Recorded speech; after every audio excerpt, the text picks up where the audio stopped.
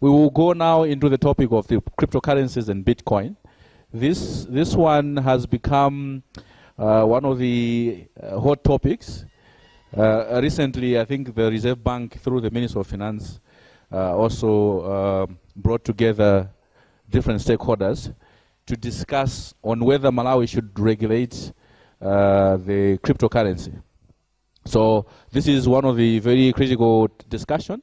To offer this presentation, Dr. Mandise, who is also Dean of Law at the University of Malawi Chancellor College. So you have the stage. You can walk us through the presentation. Thank you very much. I can say that the only reason I have put my qualifications here is just to show that although I am the Dean of Law, don't take me too much as a stranger and think that you're going to say things I don't understand. My first degree was a Bachelor of Science, and I was a telecommunications engineer for about 10 years. So I'm equally comfortable in both IT as well as law. I do recall that I think we were the first people in Malawi to be trained in repairing of fiber cables. At that time, people didn't even understand what fiber cables are.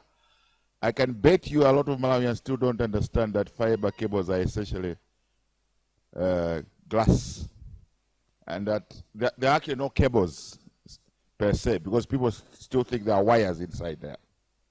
Okay, so I am currently the Dean of Law, having done a lot of schoolings, which I call Quimba 1, Quimba 2, Quimba 3, until get to the end.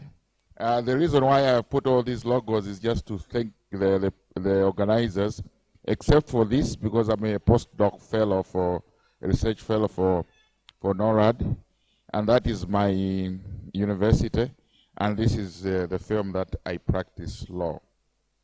So let's start with the issue of cryptocurrencies and Bitcoin, but before we do that, we need to go back into where we start from. So here we're talking about money. And it is important to understand that in the early days, the typical market would look like this, where essentially people would go there and exchange value. And that essentially is how money evolved to become what it is. So if we can have this at the back of our mind, and this will be our structure. So we'll look at virtual currencies and the birth of cryptocurrencies. I'll briefly talk about the Silk Road. So they have the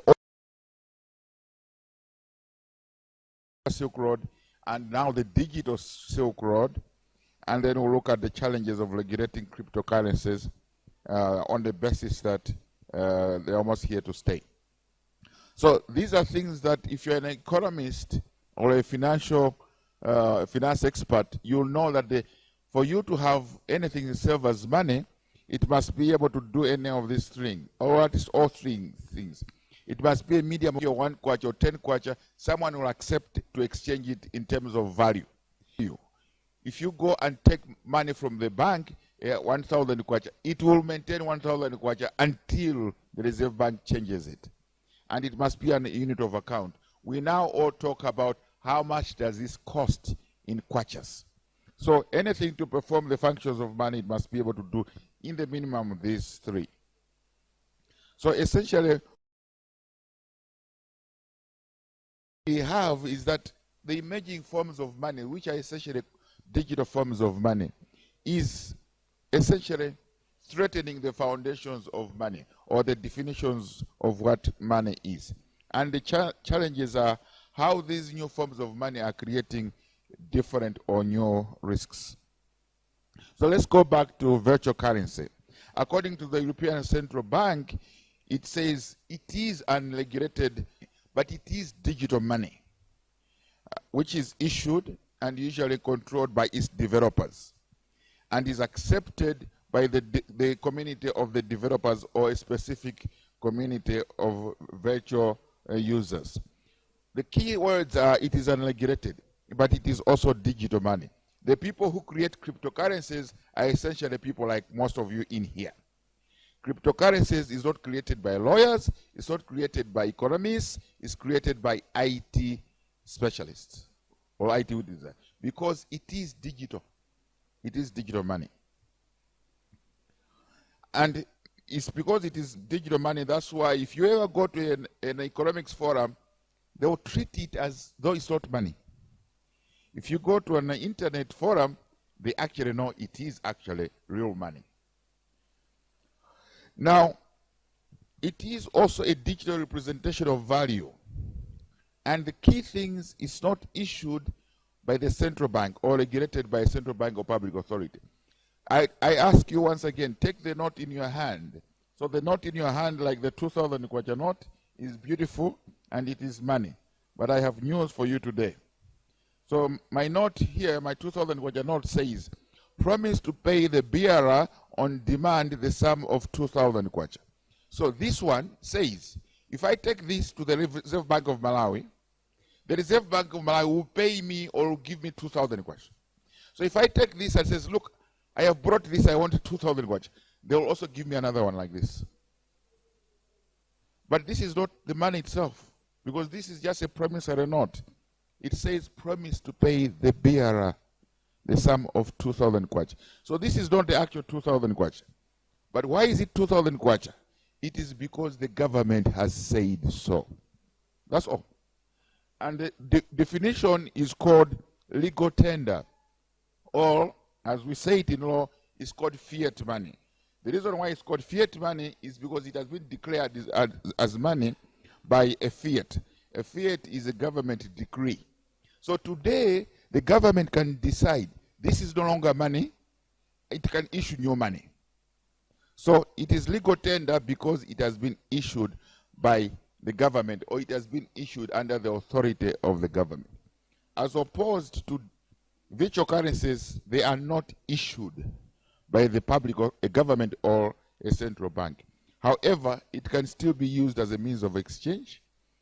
It is digitally traded and it functions as money, but not legal tender. It is not issued by fiat, so there's no state guarantee. You can't take it anywhere to say, oh, I've lost my money. And it operates on the basis of the fact that it is accepted by the community, and I call it, it is social tender. It is because people in the virtual community will accept it. But what it is that it is decentralized currency. And it is decentralized because it uses the concept of distributed ledger, meaning that the ledger is essentially distributed amongst its users. Okay. And it has a value represented by the currency's coin. And the coin is essentially an encrypted piece of computer code that is difficult to reproduce but easy to verify. Now, before I go ahead, people have always gone around the word cryptocurrency, crypto this, crypto this. A crypt is essentially what? What is a crypt? A crypt. Where does the word come from? It's not the key, that's what we're using today. But what does crypt mean in English? It's actually a tomb, an unsealed tomb. So you seal it. And that's why we call it a encryption. You are sealing it. And that's why it's called decryption. You are opening it. And when you seal it, you don't want anyone else to open it unless the person has the key. So it's important that we must understand that a crypt is essentially that. If we go back to our to basic English, that's what a crypt is. So very easy to verify, but difficult to reproduce. And that's what we call it because it's a computer code. And normally it has two keys. One that locks, encrypt, and one that opens, decrypt. Some of you have, not now, but I mean 2 years ago, you have had your WhatsApp updated. And then it would say, your messages are now encrypted from end to end, isn't it? Meaning, when you send your message, it broadcasts to everyone, but only the person with the right key can open it. That's why people should never cheat you that their WhatsApp messages were hacked because they said something wrong.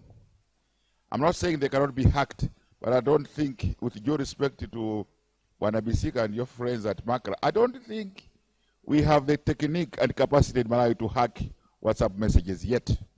We may in future, but I don't think we do have now. But cryptocurrencies ride on what is called blockchain technology.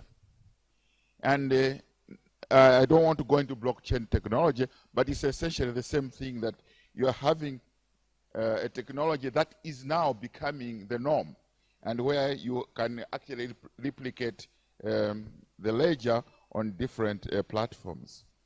So we have a private key as well as a public key. But the private key is the one that infers ownership and opens the owner's wallet. But I don't have enough time to go into all these points, but hopefully we can be able to check through this if we have the time. And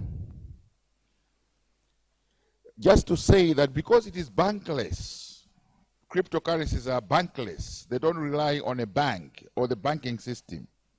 They are free of national monetary policy. And most of you are aware that almost every month the central bank will meet and issue the monetary policy from the committee that meets, where it essentially sets the policy rate and all these things dealing with money.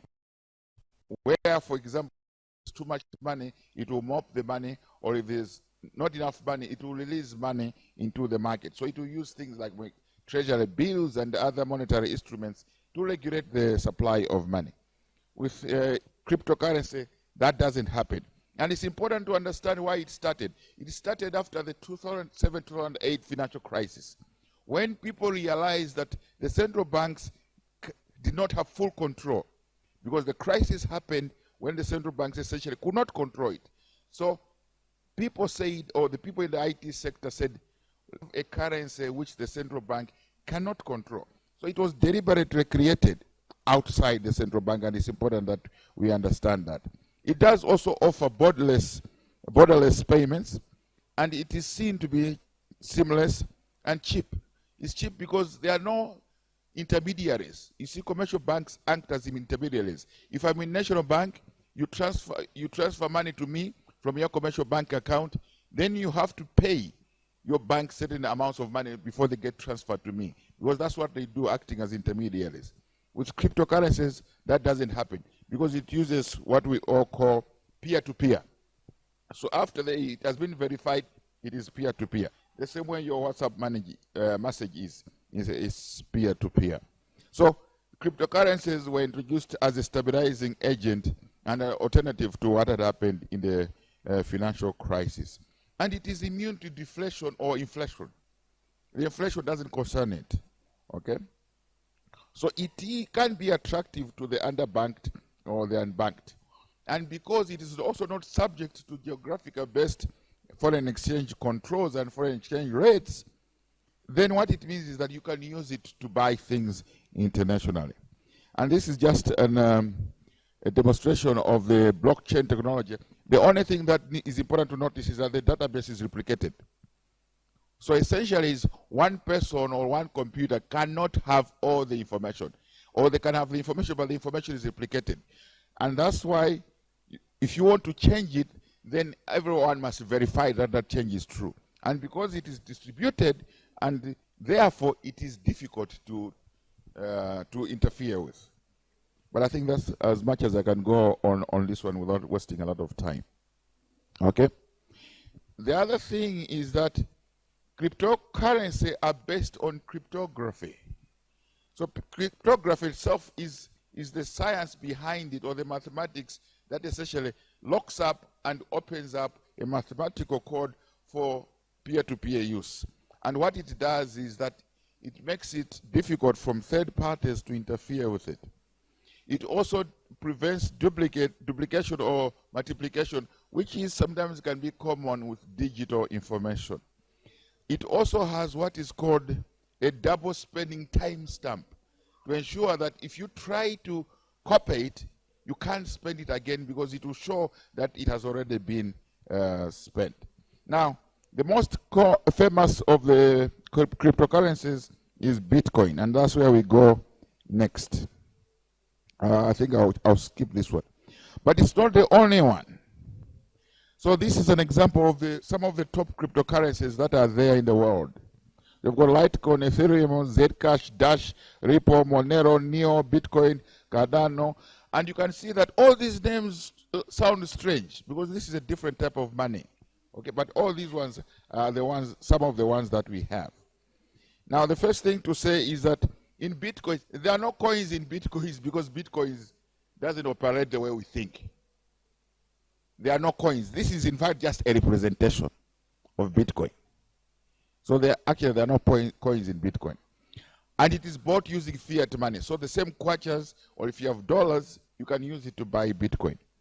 And it can be exchanged via special Bitcoin exchanges. In some countries, in some communities, you can only use Bitcoins to buy things. Some countries, you are allowed to buy Bitcoins, or you can use Bitcoins to buy. And in the Bitcoin ecosystem, you can use it to pay. So some vendors accept payment in Bitcoins. Now, there has always been some secrets around Bitcoin. There's a chap who calls himself Satoshi Nakamoto who claims to have invented Bitcoin. But I think now everyone realizes, at least in the IT community, that no one person could have come up with Bitcoin. Most likely it's a group of people. Still, there was some chap from Australia who said, I am Satoshi Nakamoto.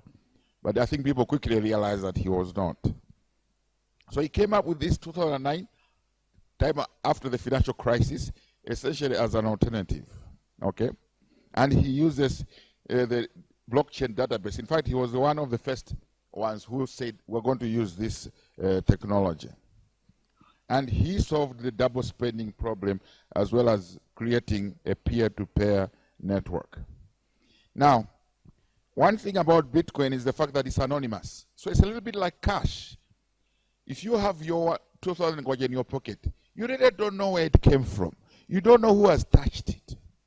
But unlike cash, Bitcoin is even better. Because cash, at least you can know the last person who gave it to you. In the Bitcoin world, there's a lot of anonymity. Because people log in with assumed identities, or what we would call avatars. So you really don't know where the money is come from. Sometimes you really don't know where the money is going to. So you may deal on the surface, but you really don't know who is getting the money. So for an example, if X, who is the sender, sends cryptocurrency to Y, who is the receiver, the cryptocurrency will be sent from X's computer and then blasted to the entire network. Then Y, who is the receiver of the currency, would have a key or code to access the currency. So the information is broadcasted on the internet. But the one with the right key is the only one who can open it. So that's how essentially it would work. But before the transaction can be completed, it has to be verified. And that's where the IT experts come in. And the process of this verification is what is called mining. And it is done by miners. And as a thank you for mining, you would get a Bitcoin or a portion of the Bitcoin. In the old days, the Bitcoins were a little bit easier to mine. Now, the Bitcoins are very, very difficult to mine. I don't know if any Malawians have mined, because I don't think we have enough computing power in the whole of Malawi to actually do the mining. Now we have. Somebody's mining. But I hope it is you. Okay. So, but it requires a lot of computing power. And sometimes people have said your computer can be used for mining without you being aware, as long as it is online. So just be careful. Okay? So miners essentially verify that the transactions are real. And this is the only way valid Bitcoins can be created. They are mined. And if you think about it, it's also replicating the way the old money used to be made, where you'd mine for gold or you'd mine for silver. So they actually mined. Otherwise, if you don't mine your Bitcoins, you have to buy them. Okay? So Bitcoin has a ceiling of 21 million, and we seem to be getting there, but it is getting tougher to mine as we get to the 21 million ceiling. Maybe the question is, does this give it value or certainty of value? The fact that we know that at 21 million, that's it. There will be no more Bitcoins being mined. So will that help in stabilization of value? Okay. The other thing about Bitcoins is that they are irreversible, or most cryptocurrencies are. So if you pay, that's it. And like, of course, I'm saying the vendors love this. Because once they have received, that's it. It's like when you pay, you know, certain vendors, you give them money. It's very difficult to get your money back even if there's a problem with the things that you've bought. And I said it allows for anonymity, and on the Silk Road is where it starts. So this is an example of the value of Bitcoin. It started around 2014, but it's here, it's around 2009. It peaked there, and then there were Bitcoin has had problems, and then it's peaking again. And the value now is what? It's almost 12,000 and climbing. $12,000 for one. So you can imagine the ones who bought it when it was almost zero. They are millionaires or multi-millionaires. And amongst them, I think, is the consortium of Satoshi Nakamoto and his friends. They are very, very rich.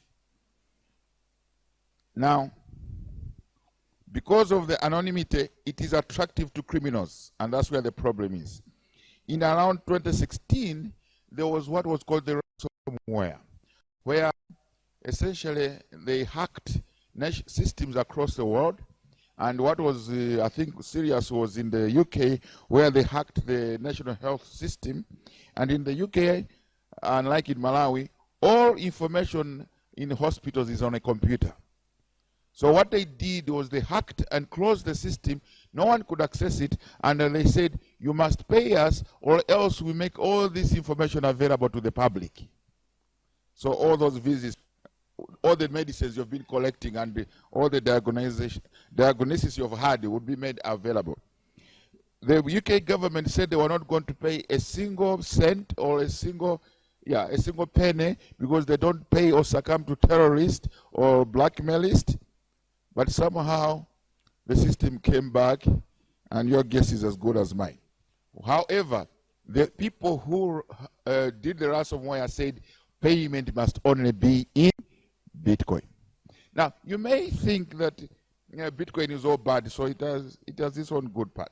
Now, just quickly to say, the Silk Road was a road essentially that was made from parts of Europe to China, and it went through India. And as you can imagine, the whole purpose was to go to China to get silk. And then it later, which is the lower one, it later diverted to India to collect spices. And that's where all the trading happened in the old days. Okay? Now we have another Silk Road, but that's a little bit different. But maybe let's just stop and come back home.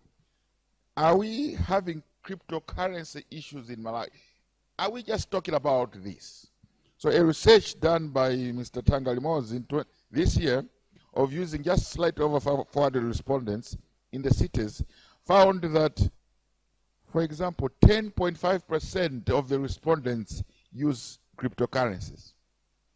Now, we cannot extrapolate that to the country, but we could extrapolate that to the people who dwell in cities, okay? And that of the people he sampled, 84% are male, and that of the currencies that were used, 88% were either Bitcoin or Bitcoin Cash. And this is what he found as investment in Bitcoins by regions. So the South is bigger, but in terms of the political regions, the Eastern Division is big, followed by the Northern region, and then the Central region, and interesting, the Southern region is the least. And what he found interesting was that Zomba had the highest at 31%. So you see, yeah. And when we inquired further, I inquired further from some of my students, they found that he actually came to Chancellor College and did a lot of research. So you can imagine, most likely most of these are students. And they're in a particular age group, and these are the people who are prepared to take a risk, and they're also prepared to gamble. So I would say that whether you like it or not, Bitcoin or cryptocurrencies are here to stay. I mean, we are not even debating this. What we are now saying is, what can we do about it? But let's just finish and look at the dark side. So we now enter what is called the dark web. So the dark web is something where if you try to Google on your computer, you will not find it.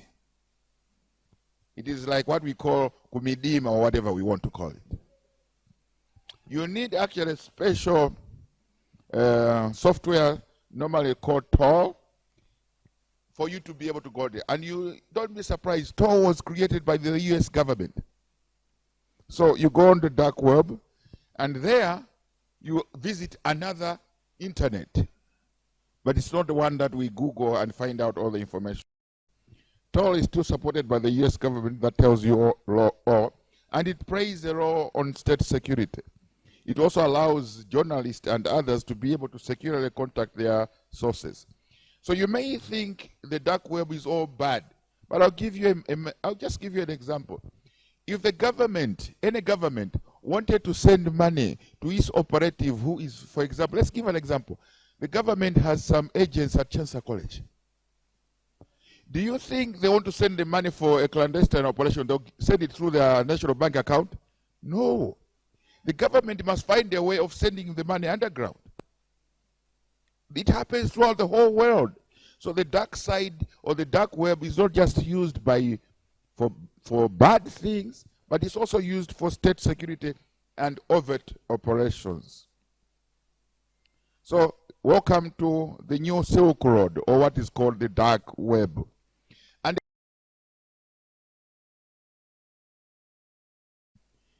essentially everything was sold there. Everything, anything you can think of, anything would be sold there. And most of the payment, in fact almost all the payment, is cryptocurrencies, especially Bitcoin. And they arrested Ross Ulbricht, that he was the founder, who had a name called Dread Pirate Roberts. And then in 2013, after the other one was closed, Silk Road 2.0 came, and it was also shut down in 2014. And after that, another competitor called Diablos Market, and we all know who renamed itself to Silk Road 3 Reloaded, and it is now deemed defunct. And my question is, do you really think it is defunct? Or if it is defunct, one or some other program has actually come in to take that space. As we all know, nature abhors a vacuum. So if you want to read more, there's the story of Ulbricht in a film called The Deep Web. Yeah, and it was a 2015 documentary about Ross Ulbricht, if you are interested in that. So what happened on the New Silk Road? These are the things, and this is what I found on the internet about the New Silk Road. And you can see they're all drugs. So these ones were the ones that were sold. And you can see the Silk Road. What do they have? The camel. So they're essentially mimicking the old Silk Road. Which then leads us to the regulatory challenges of cryptocurrencies. Because it is money, the regulators, and the regulator in our case would be the central bank, it's not issued by them, it's not controlled by them, then it presents problems of regulation. And I'm about to finish. So regulators don't want to call it money. So regulators essentially and our central bank are living in a state of denial. They call it crypto assets. They say it's not money. Why? Because to them, money has to be legal tender. But I say the sooner they face the reality, the better for them. Because in my understanding, the future of money is not in paper money. The future of money is digital in its format. Okay? So central banks don't accept it. But let's recap. Remember the functions of money: medium of exchange, store of value, and unit of account. And what we must ask ourselves is, are cryptocurrencies able to do this? My own thesis would be, yes, they're able to do this. And if they're able to do this, they may not be legal money, but at least they are economic money. So the challenges that we have is that the central bank and most central banks as regulators want to use existing laws to regulate it, or existing legal framework to regulate something as new as cryptocurrency. And it's not possible. So I'm saying maybe what we need is a new regulatory regime, a new way of thinking in which money is no longer just something that the economists can talk about, but money is something that people in the IT sector can also create. And that's where we need to go. And I'm saying we can no longer rely on the intermediaries, the banks and anything, because they also don't understand it. I think somebody is going to talk about mobile money tomorrow, and I think that's also an example of something that the banks at first refused, but now they have embraced, but I think it's all a little bit too late. Okay? So essentially the questions we must ask are, can we really restrict investors who want to invest on cryptocurrencies? Is there a need for a change of regulators' mindset? But what about fraud? What can we do about fraud? And can we do anything about the blockchain revolution? And going to fraud, some of you may have heard or read on 14th December, there was this article. And the top is gone, but it says, cryptocurrency tycoon died leaving 140 million in limbo. Now lawyers are seeking to exhume his body to check if it's really him. They think this guy played a game. 145 million, which was in a cold wallet, which only he could control. Now it's called a wallet because it is usually in an offshore account, and only he could open it. And it's called because so that hackers and state agents cannot be able to track it. If I were the editor, I would have changed the title to Crypto Tycoon Goes to the Grave with Currency Secrets in His Crypt. Because essentially that's what he has done. He has locked it. And you can't get it. It also happened with bitcoins. There was a time bitcoins were stolen. They have never been traced. But I can assure you they most likely were changed. So I'm saying maybe cold wallets are good to prevent hacking and tracing, but is there now evidence that being secretive can backfire? But in the same way, if you hide, like I do, your bank PIN code from your wife, what happens when you die? The only difference, yeah, we're going to die one day. But the only difference is at least the bank can be able to release that money. But it's the same thing. If I decide to take my 5,000 and dig it in the ground, and only I know, and I die. So it's the same thing that what has happened here. So what are my final thoughts?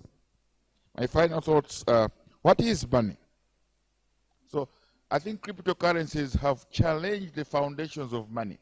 They're challenging the monopoly of central banks to issue money, because cryptocurrencies are issued as private money.